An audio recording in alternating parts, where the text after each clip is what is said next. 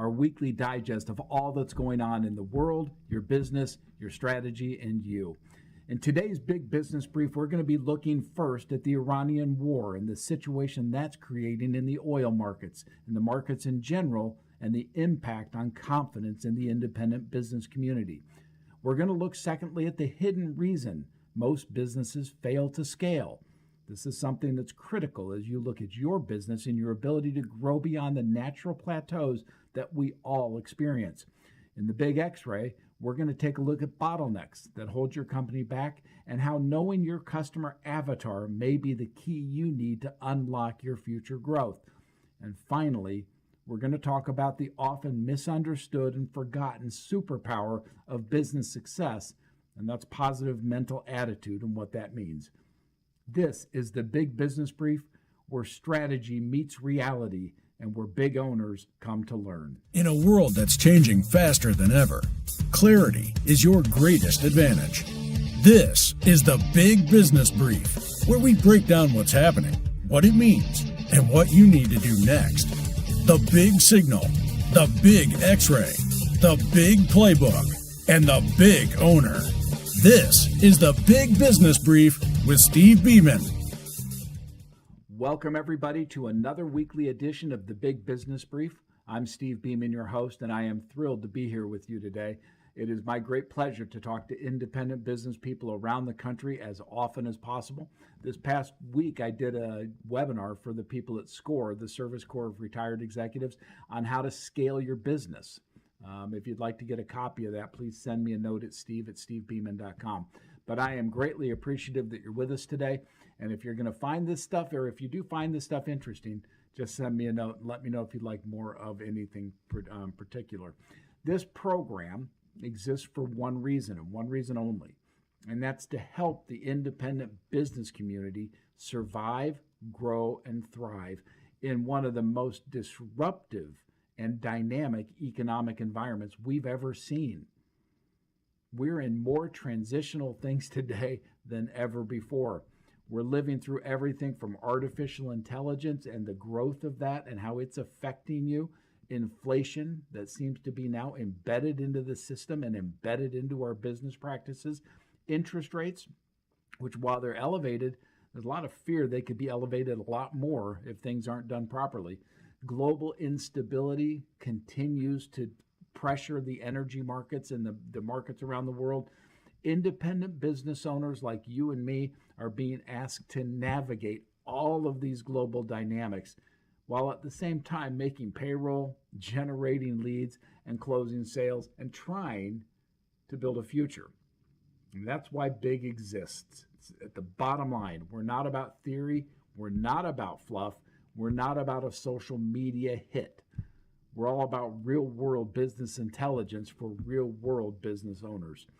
Today's program is structured, as always, around four key topics. First, we're going to talk about the big signal. What's going on in the world? What's going on in geopolitical economics that affects us here at home in our business? Again, this is not a political commentary. It's an observation of the real world impacts of what's going on that affects you and me in our home. Secondly, we're going to move into the Big X-Ray, and we're going to look tonight at why most businesses, or many, fail to scale. What causes them to achieve a plateau and then not be able to move beyond that?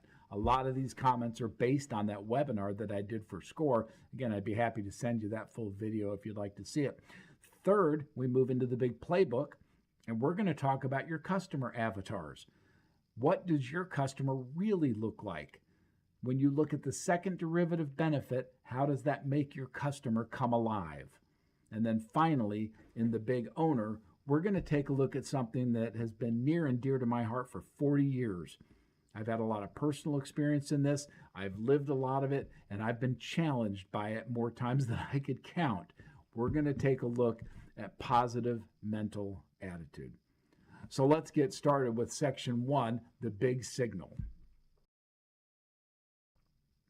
Well, let's talk about Iran, oil, and the market's nervous system. We both know, as we sit here, you and I, We know that the major story that we focus on every night, whether you watch CNN, NBC, ABC, MSNBC, Fox, whatever it is, the big story out there is the Iranian war and the situation there. Is it going to be escalating? Are tensions going to rise? Are they going to fall? Because whenever Iran enters the headlines, good, bad, or ugly, markets immediately begin to react. I've spent my lifetime in finance and I understand how the markets move. They market always based on the emotion of the anticipation of what might happen. And we know that affects us because energy, driven by oil, is the nervous system of the global economy. We know that. Energy affects everything: transportation, manufacturing, shipping, agriculture, aviation, plastics. Go down the list: chemicals, food distribution. Everything touches oil. Everything that we have. So when markets fear instability, especially in the Middle East, traders immediately begin pricing in potential supply disruptions. That emotion, even the possibility of an escalation, affects the markets. And that affects us. Because what we as independent business owners need to understand is the markets don't often wait for reality. They respond and react to anticipation. And what that means to you and to me is that oil futures move the price. And the oil futures are predicated on what might happen. And as a result, transportation costs change, inflation expectations move, interest rate expectations move. Ultimately, business confidence moves and consumer confidence. All of that affects us because the individual confidence that we hold, the confidence of our community, and the confidence of the consumer very much drives many of the decisions that we as independent business owners have to make every day. Because as uncertainty rises, and you feel this like I do, but as uncertainty rises, hiring slows, unquestionably, expansion pauses, capital expenses freeze, inventory purchases decline, all of these things, marketing budgets tighten because we're uncertain about where it's going. Right now, the big DEFCON score has gone from a 52, which is strategic caution, to a 48, which is cautionary. We're seeing signs in the economy that for the independent business community, we think are a little bit not good. It's largely driven by consumer confidence and business owner confidence. The economy underpinning us is okay, but it's fragile and it's subject to this oil shock. The geopolitical stuff that you and I deal with, whether you're in Illinois, Ohio, Florida, New York, doesn't really matter. Wherever you are, the independent business community is affected by these things. And as I said, the bigger issue is that the global economy is very fragile to begin with. We've had shocks from 2008 to COVID to inflation, tariffs, and now the war. I mean, we've got around the globe elevated sovereign debt everywhere, commercial real estate weakness in the United States and China especially. We've got manufacturing weakness. Now, we've seen some signs of manufacturing growth in the U.S., but you and I both know that AI and robotics are changing the way manufacturing even operates. This is disruptive and it's chaotic. So it matters. Softening consumer demand, that's because of the fear people have of what's going on and the reality of gas prices. That's taking a spendable portion of their income out of their budget. Every business community, as I said, I guess I say we feel fatigued. As I said, we came through 2008, we came through COVID, we came through inflation, then tariffs, now a war. Most of us are a little bit emotionally drained. And we're drained because chaos is not our friend. So all these geopolitical shocks are landing on what's an already stressed system. Now, am I with this? Am I predicting catastrophe? And the answer to that is no. I tend to live in the world of optimism that things will be better tomorrow than they are today. But with that said, independent business owners must learn to become strategically adaptive absolutely crucially to their business. You cannot operate with a pre-chaos 2015, 16, 17 mindset.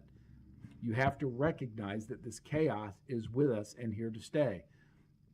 Over the next 10 years, the business owners who succeed and thrive are going to be those who stay lean, stay flexible, understand their cash flows, understand their margins. We talk about that a lot, and adapt faster than your competitors.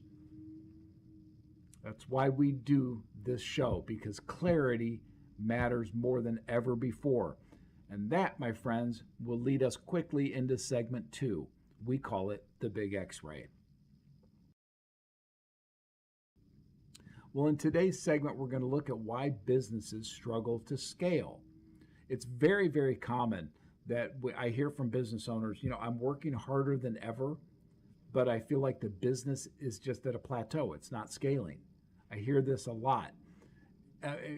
The problem that I find is it's not usually effort or a lack of effort. It's what I'll call invisible bottlenecks that those businesses have. It's very, very common, and that's why I created the Big X-Ray. This is a 7-channel test that you can take that goes into your business and does an X-ray right now on your business. You can go to beamanintelligence.com and take it. It costs nothing. Go take the Big X-Ray, because it's designed to know what's happening underneath the hood. What's really going on within your business that can be one of those bottlenecks preventing you from scaling. Growth problems, you'll find this, and if you haven't already, whether you're a solopreneur, an early stage entrepreneur, an established entrepreneur, problems are usually symptomatic. The real issues are deeper.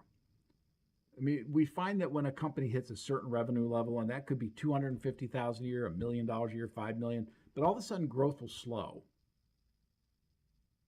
It will just become a situation where the owner feels more overwhelmed. Margins tend to compress. Sales become inconsistent. Operations certainly become more chaotic. And it's because scaling exposes weakness. There's a thing in the markets that a rising tide lifts all boats, but a declining tide shows you where the skeletons are. Scaling does that in a business. As you begin to scale it, it shows you where the weaknesses are in your business. A lot of companies can't overcome that, and they go out of business because of it. What we want to do is take you ahead of that curve and say, here are the weaknesses your business have. Let's fix that so that as we go through the scaling process, we don't have problems, but rather we've already embedded solutions. So the idea of the Big X-Ray is it looks at strategy, sales, financial acumen and controls, operations, leadership, technology, and as important, execution. And what I often find is fascinating. Sometimes, just going through these, I'll see that a specific business lacks processes. Sometimes it's their pricing that's wrong. Sometimes lead generation is inconsistent and not scalable. And oftentimes it's the owner. That owner is the bottleneck. Sometimes the business has no meaningful metrics. They don't know what they're doing. They don't manage it by numbers, so they don't know what the business is doing. Sometimes nobody in the business actually knows the company's real profitability. These are more common than not. And all of these, somebody said to me in this webinar that I did, what's the most important one? And I referred them to an ebook I wrote called Everything is Everything. They're all important. You have to have them all lined up. That's why business is so difficult. There's not one thing you need to worry about. You guys who are out there in solopreneur land or entrepreneur land, you know I'm telling the truth. It's not one thing you have to worry about. It's 10 things simultaneously. That's why it's difficult. And that's why clarity becomes the watchword for you, because without clarity, you can't manage simultaneous activities. And what you'll find, if you haven't already, is that complexity kills scale. Again, complexity kills scale. The companies that do scale and successfully do it have certain characteristics. They have clarity in their strategy and their operations so that their employees, their vendors, All of the people in this, the stakeholders in the business have clarity on where they're going and why they're going there. They have processes, defined, written out, well thought out processes, because those processes make it scalable at the core. They have accountability cycles built back in, both from the downstream employees and to the big business owner. That's you. The reason that C12, the reason that Vistage exists, is because they found over time that business owners need accountability. And the best way to get it is from your own peers. Big has its own coaching circles, and we find that oftentimes that accountability circle is what drives the business to be able to scale. So accountability has to be built in. Repeatability, not one-off processes that you say, well, this worked in this example. No, you need processes that are repeatable and scalable to operate your business. And finally, focus. Because if you don't have focus, and chaos leads to a lack of focus, what will happen is your brain will become scattered. And when you're scattered, you don't have clarity. And when you don't have clarity, your employees will feel it, your vendors will feel it, your suppliers will feel it, you will feel it. So you need to get the complexity out of it, get clarity into it. And you can do that with tools like the Big X-ray. It's not about criticism, by the way. And that's the most important part. Just because somebody calls you out with a problem that's in your business, it's not criticism. It's constructive. It's there to help you not just work harder, but get done what you need to do in one of these channels so that you can scale the business beyond yourself. That benefits you, it benefits your family, it benefits your friends and everybody else. And what we're trying to do ultimately, and you'll hear me repeat this time and time again, is get you down to clarity. Clarity on your business, clarity on your operations, clarity on your controls, all of it. Because clarity creates confidence. Again, clarity creates confidence. The goal isn't just to work harder. The goal is to build a business that can operate intelligently and sustainably in a chaotic economy. And that's what's so challenging for you. And with that, let's move out of the Big X-ray into the Big Playbook, our next section.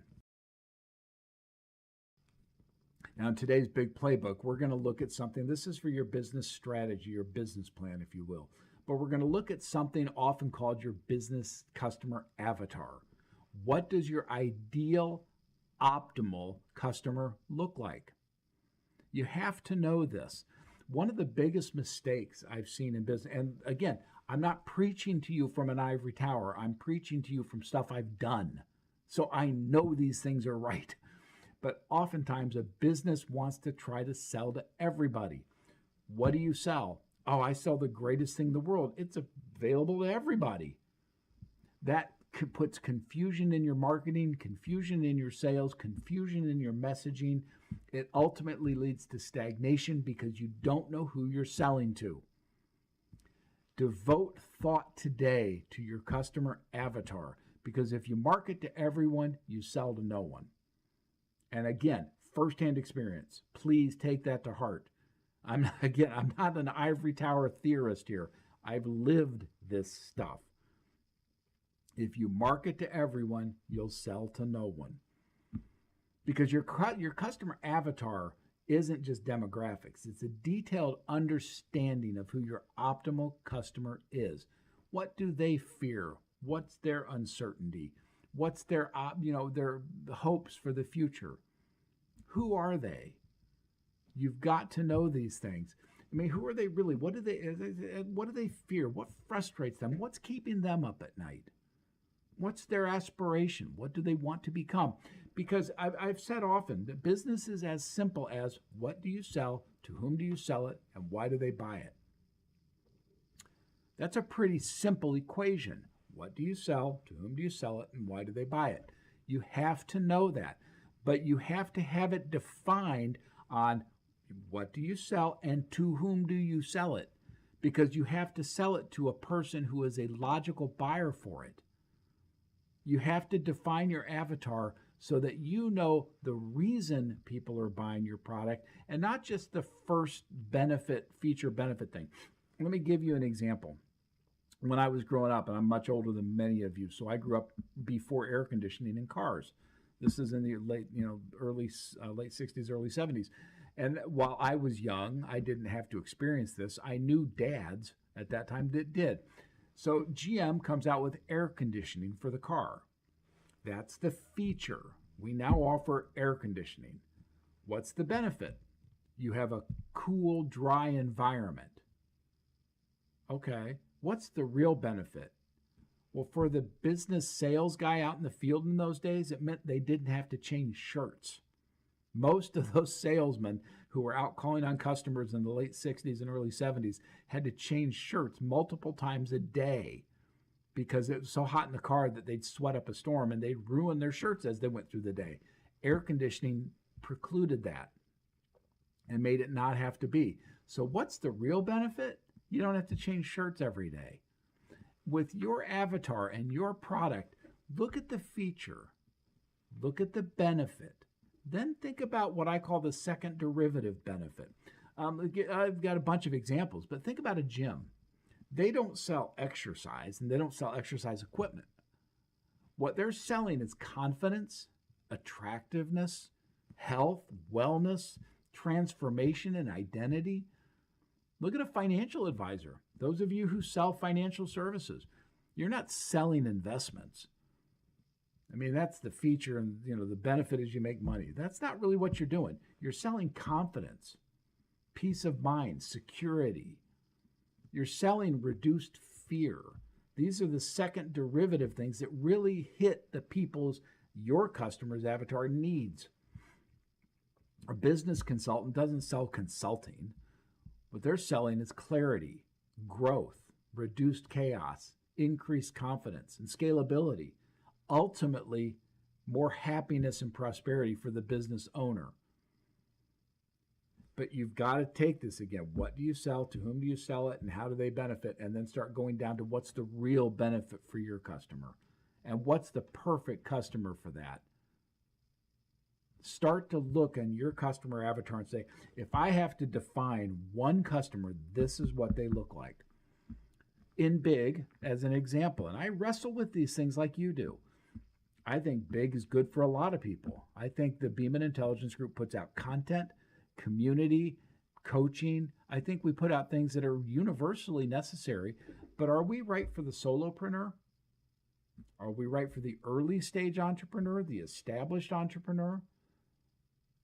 Those are questions I wrestle with. I'm living this with you. So as you go through developing your avatar for your planning process and your playbook, put very tight definitions around it. This is my optimal customer. This is what they fear. This is what they think. This is what keeps them up at night. And this is how I make their life better. Because if you do that, and if you don't stay generic, you'll be able to create an emotional connection. And if you can create that emotional connection with your customer, you're going to have better messaging, better marketing, better selling. You won't have to close the business. It'll close itself. So selling becomes a process, not a characteristic. It's a process that you can repeat and repeat and repeat. Marketing, messaging, it all continues with clarity through the entire system. So know your customer avatar. Focus on that as you build your playbook. And with that, I'm going to move into my favorite part of the program, which I call the big owner. So what is positive mental attitude? Today, I want to talk to you about it because it's foundational to me.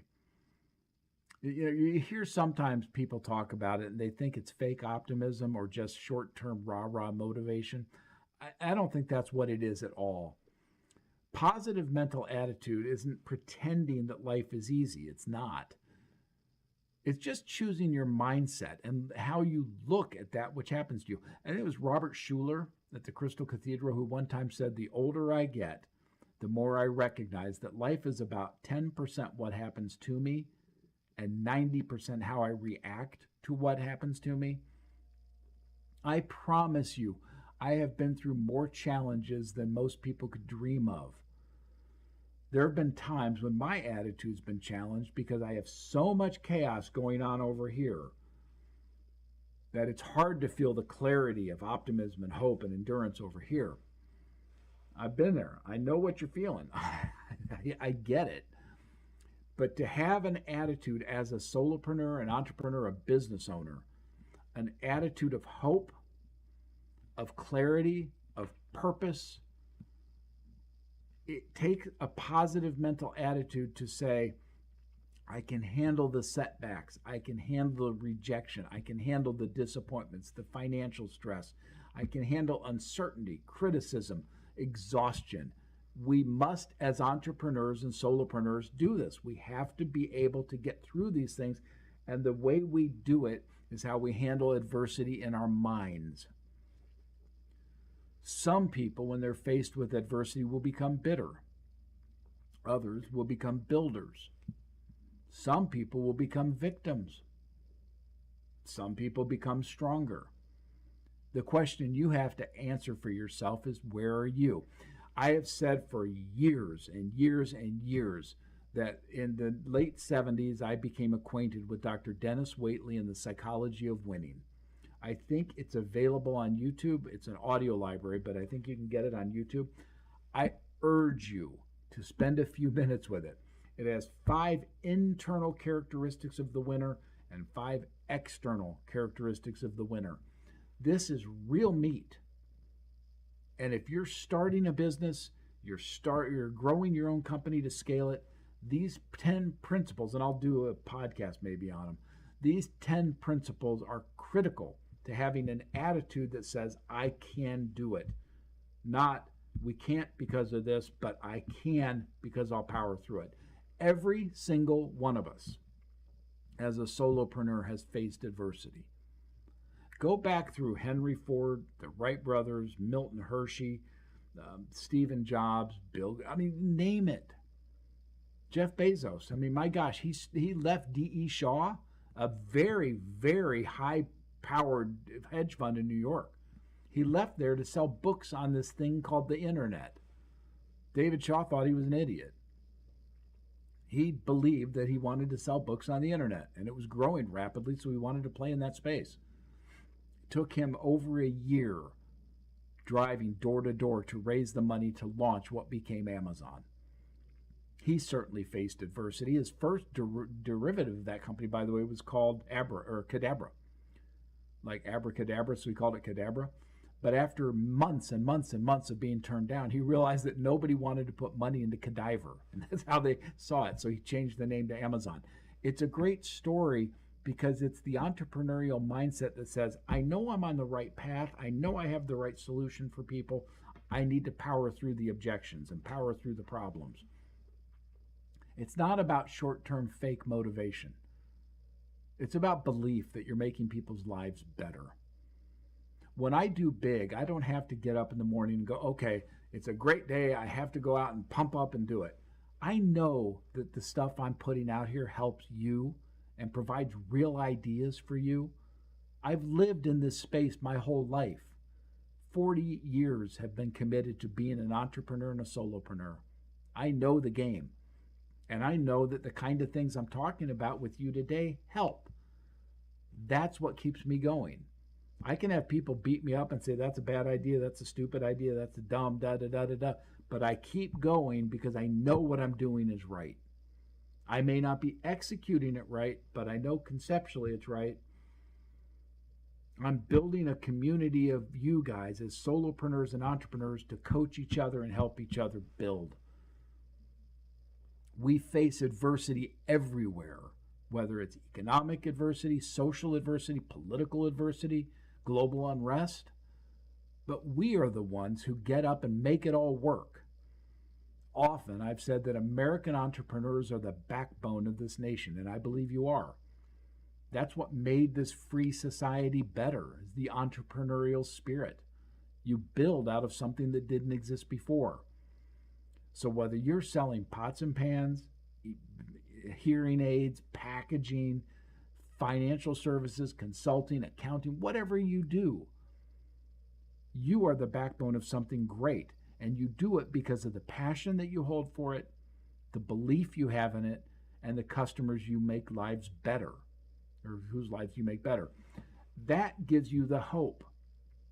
And that translates into your leadership, your sales.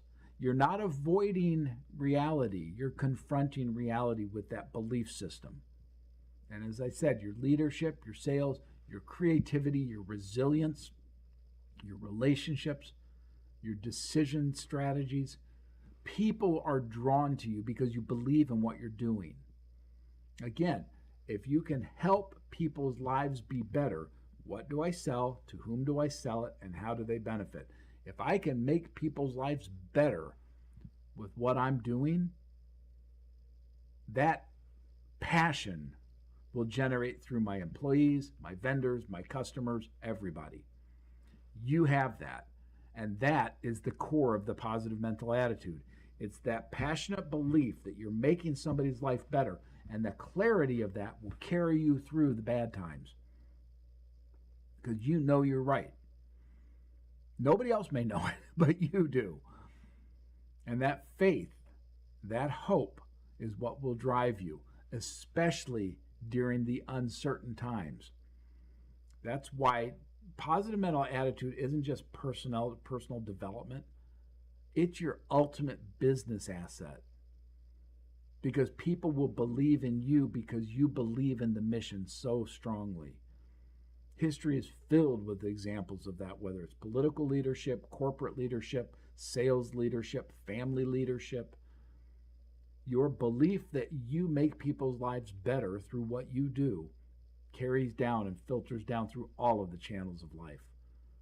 And that positive mental attitude, that idea that there's a mindset of a winner, is embedded in you, the entrepreneur and the solopreneur. So you, living in this world of chaos that we do, get pushed negativity all the time. I had a discussion just this last week with somebody who was telling me that social media is built on an idea of creating anger and responsiveness, like gut level response. And it is. Watch the videos. You get the ones that make you angry. All the snippets from the politicians are designed to make you angry. We live in a world that's pushing negativism on you constantly. It focuses on your fear, your outrage, your division, anxiety, and ultimately doom. That stuff sells. But you can't afford to be drawn into that. You must become mentally disciplined enough to throw that out behind you, and you need to guard your thinking. You must remain future focused, not give in to the political entertainment news of the day. Know what you sell, to whom you sell it, and why it benefits them, and push that message as fast and as far as you can. Then get your operations up to speed so that you can scale that repeatable process and build a company that sustains through, again, the most challenging economic time that I think we've had in a long, long time. I've said this often, and I'll kind of leave this segment with this. Think about change. From 1600 to 1700, a person's life didn't really change. The methods they used to get food, water, medical care, entertainment, all it didn't really change. From 1700 to 1800, again, it didn't change a whole lot. Maybe a little bit, but at the end, the person born in 1800 lived pretty much like the person born in 1700. 1800 to 1900, now you see some change. The telegraph, the transportation of the railroad, those kinds of things. The person born in 1900 had a different life experience than the person born in 1800. We'd come through the agricultural world into the Industrial Revolution. That was a change.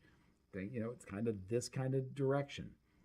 From 1900 to 2000, think of the change that brought on. Jet airplane, radio, television, computerization. Now think about 2000 to 2010. How fast that changed with social media, smartphones, instant Bluetooth communications. And now, just in the last few years, look how fast it's changed with AI, robotics, globalization, all the stuff. point being that this transition is speeding up. You, the business owner, need to be mentally prepared to take your company through that change. And that's why you need clarity in your thinking. It's why you need the big X-ray, the clarity score, and the big 5 score. Please visit beamanintelligence.com. Take them. They don't cost you anything. But spend a minute and take those for your business's sake. So I want to thank you for joining me for the Big Business Brief today. If you found it beneficial, if you like it, share it, subscribe, join beamanintelligence.com. It's $25 a month. You get an awful lot. You get newsletters, books, consulting, coaching. You get a bunch of stuff. There's a huge benefit statement to it, but ultimately it makes your business better. So join me at beamanintelligence.com, and let's move forward on building a community of solopreneurs, early stage entrepreneurs, established entrepreneurs that makes sense for them to grow. Remember, always remember, that in an age of disruption, clarity becomes your competitive advantage. I'm Steve Beaman. Thanks a bunch. And until next time, remember to discover, grow, and impact.